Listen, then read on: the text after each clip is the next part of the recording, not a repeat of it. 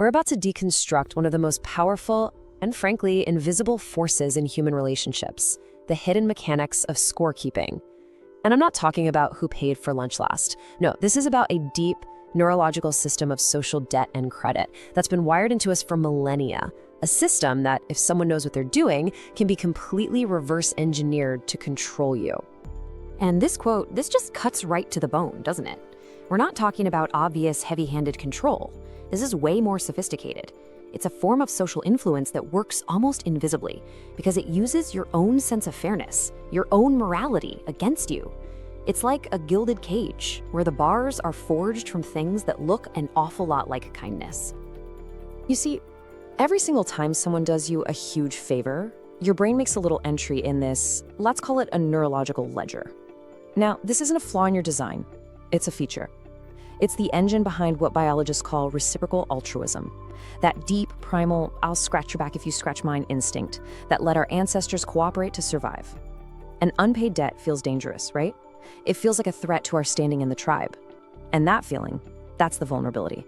Because in the wrong hands, this system turns acts of kindness into a form of currency, and your own integrity becomes the weapon used against your freedom. So how does this actually play out in real life? Because this isn't just some abstract theory. It's a very real and often a very painful social pattern that I guarantee many of you have experienced without quite having the words for it. Let's walk through that lived experience, where your desire to be a good person becomes the very chain that holds you. This is what we call the good debitor's trap. That's the moment. That's the trap springing shut. That sudden drop in temperature, the itemized receipt of every single time they helped you move, every late night call they answered. You need to understand that is not a random emotional outburst. It is a calculated move. It's engineered to trigger a deep sense of moral pressure, of guilt, of indebtedness. This emotional ambush, it's the primary symptom of a systematic erosion of your own executive sovereignty. And this is the battle that starts raging inside your head. On one side, you have the rationalization. You tell yourself, well, they have done a lot for me. I'd be a terrible person if I didn't do this. But the reality is something else entirely. It's a state of induced reciprocity fatigue. You're not operating from genuine connection anymore. Your brain is being managed by a transactional history. You are literally trading what you need right now in the present for a debt that was stamped onto your ledger in the past. And here's the really insidious part. The more you comply, the more you give in to prove you're a grateful, fair person, the weaker your own decision-making muscle becomes. That's sovereignty atrophy. Your virtue, your deep-seated desire to be a good person, has been reverse engineered into a harness. The scorekeeper isn't just being nice. They're mapping your integrity to make you predictable, controllable, and ultimately to turn you into a captured asset. Okay, so let's shift from the personal experience to the strategic blueprint. Because this capture, it's not random. It's not an accident. It's a systematic process, a kind of emotional engineering. It unfolds in 4 distinct, predictable phases, all designed to quietly and methodically transfer power from you to them. This is the playbook, the transactional capture loop. It moves from the initial generosity strike. That's where the debt is first created, all the way to the final interest rate anchor, which locks the dynamic in place permanently. It's a seamless process, designed with real precision to move an independent person into the role of a debtor, usually without them ever realizing a game was being played at all. So it all starts here. The scorekeeper spots a moment where you're vulnerable and they make a sacrifice. Now the key here, the most effective strikes are actually actions that are actually pretty low cost for them to do, but have a really high perceived value to you in that moment. They stay up all night to help you with a project, or they give you a gift that feels just a little too generous. This isn't just kindness. It is a strategic move designed to trigger a massive debt signal in your brain. That's the moment the gate for this whole capture is swung wide open. Now, once you've accepted that gift, your brain has to make sense of it. It hates the idea of getting something for nothing.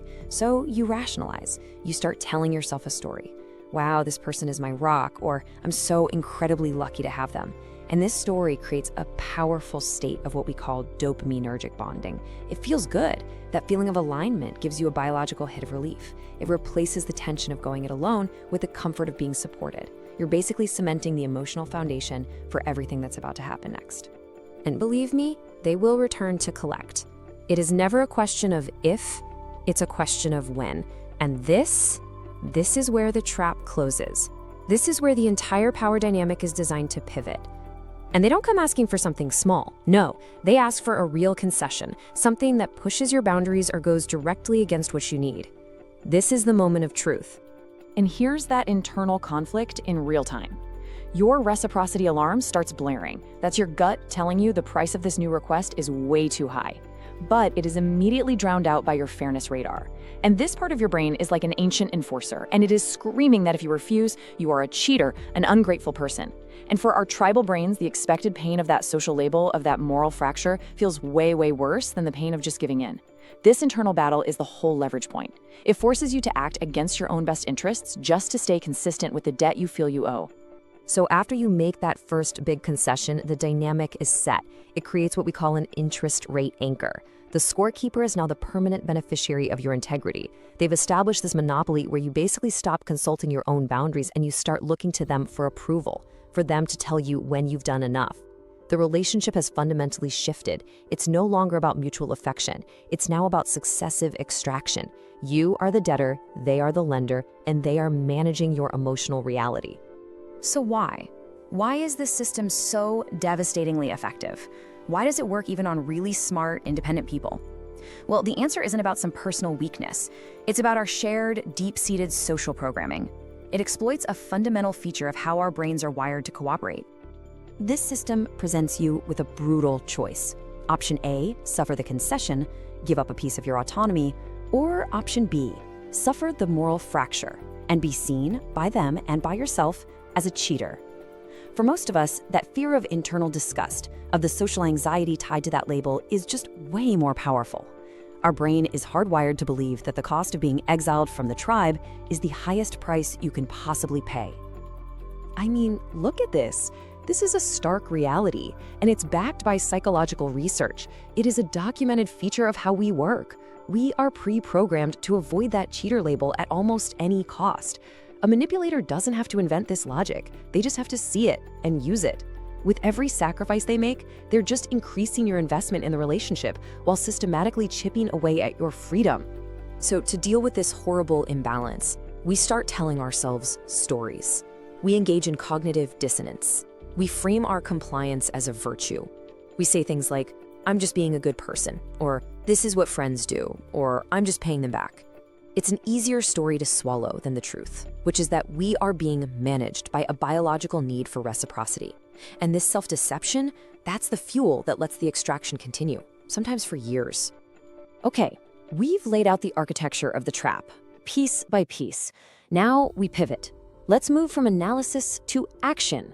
Let's give you the practical tools to disarm this thing. Because to go from indebted to independent, you have to fundamentally change how you process these acts of kindness and reclaim your authority over the present moment. The number one counter tactic is a mental exercise called Discrete gift auditing. It's a simple, 4-step process to install a circuit breaker in your brain's automatic response system. So when you feel that familiar pull, that deep obligation to say yes because of something they did for you in the past, step 1 is just to consciously pause. Create intentional resistance. That tiny moment of inaction is the first crucial step to disconnecting the present demand from the historical debt. And this one question is the core of the entire technique. You ask yourself this, right there in the moment. This act of, let's call it metacognitive decoupling, it strips away all the history, all the obligation, all the emotional baggage. It forces you to look at the request on its own merits, right here, right now. And just like that, you restore clear-headed, rational thought. It allows you to make a decision based on your current reality, not theirs. It converts their ledger into your choice. The next tool is what we call the moral pivot. When they come to collect and you feel that pressure building, you have to identify the specific fear that's driving you. Is it the fear of being seen as ungrateful? Okay. If so, the pivot is to consciously accept that label before they can even use it. Mentally, you take the sting out of it by reframing your no not as ingratitude, but as an act of sovereignty, which is a much higher status trait. Then you deliver a clean no, and this is critical. You absolutely refuse to be dragged into a debate about the past favor. This proves that your status today is not a gift they granted you yesterday, and the whole lender-debtor story just collapses. All right, we've deconstructed the system, we've built the toolkit to reclaim your agency. So now, let's forge the mental weapon you can carry forward from here, a final principle to guard your sovereignty in every relationship you have.